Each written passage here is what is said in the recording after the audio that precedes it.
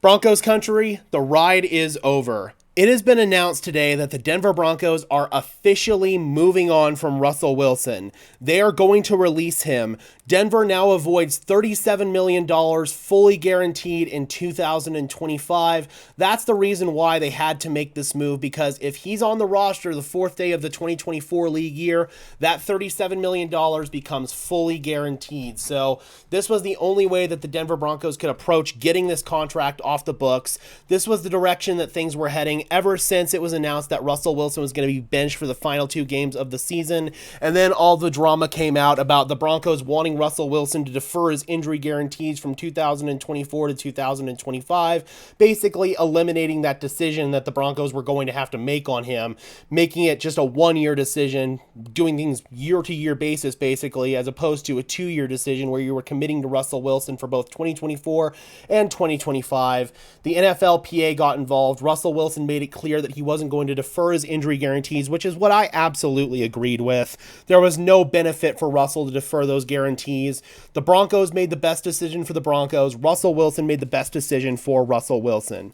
Now, the Broncos did release a statement here, a joint statement from Sean Payton and George Payton.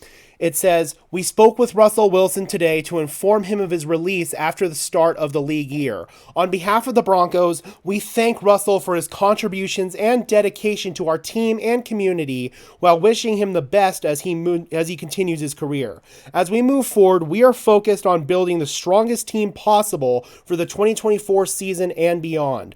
We are excited to improve this offseason and will have the flexibility to get better through the draft and free agency." What is unbeknownst right now is if the Broncos are designating him as a pre- or post-June 1st release. If he's designated as a pre-June 1st release, the Broncos will take on basically almost $85 million in dead money right here, right now in 2024. The way that George Payton and Sean Payton, excuse me, that's going to have to stay in the video. I'm getting over a cold. Sorry, guys. As George Payton and Sean Payton are wording it here, though, I don't feel like that's the move that the Broncos are going to make, because they say that they're going to have flexibility in free agency in the draft. So they're probably going to designate him as a post-June 1st release. He will be off the roster right now, and he'll be a free agent right now, but it'll be a post-June 1st release. That's just a cap manipulation tactic. And by doing so, the Broncos will take on $37 million this year in dead money, and then $49 million next year in dead money. That is the direction that I strongly feel like the Broncos will indeed go with this. Let's just check Twitter, make sure there's any confirmation about all of this. And it looks like Russell Wilson. Okay, perfect. So it is indeed going to be a post-June 1st release from what it's seeming like here from Mike Kliss is talking. Russell Wilson also released a statement. "Broncos country, thank you. Over these past 2 years, you have welcomed my family and me with open arms and embraced us as members of the Denver community. This city will always hold a special place in my heart. Our family grew here. We made countless memories and friendships and formed relationships that will last forever. To my teammates, thank you for going to battle together and being there through it all. There are so many moments I will cherish because of you, and I am blessed for the impact you have made on my life. I am beyond grateful for all you have been able to run out as your teammate, for all of you, and to be able to have run out as your teammate was an honor. Sorry. Court, I will never forget your one-handed catch in LA or your toe tap in Buffalo.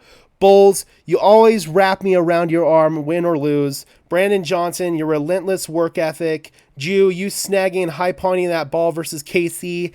Javante and Tim, y'all always being positive in the midst of injury, but fighting daily to be back. Jaleel, you running to the end zone every practice. That was always fun to watch, man. I still think Burton's got you, though.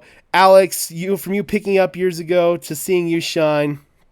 To the O-line dinners at Los Dos, to everyone helping me like Lamar, make sure I have the film and the cut-ups, to Harry and Cole, the best pregame warm-ups. I'll never forget Wendy and Brandy in the cafeteria, daily bringing the good food, but even better jams. Thank you all for being so uplifting. Finally, to Ray, a.k.a. Pastor Ray Jackson, thank you for the countless prayers, daily to God, all this stuff right here. And yeah, man, dude, clearly Russell Wilson went out of his way to call out almost everybody and thank them. That is so awesome. Russell Wilson is a Class A human being, and it didn't work out in Denver for on-the-field reasons. It didn't work out in Denver for, some may say, political reasons, although I just strongly feel like at the end of the day, the fit was never right.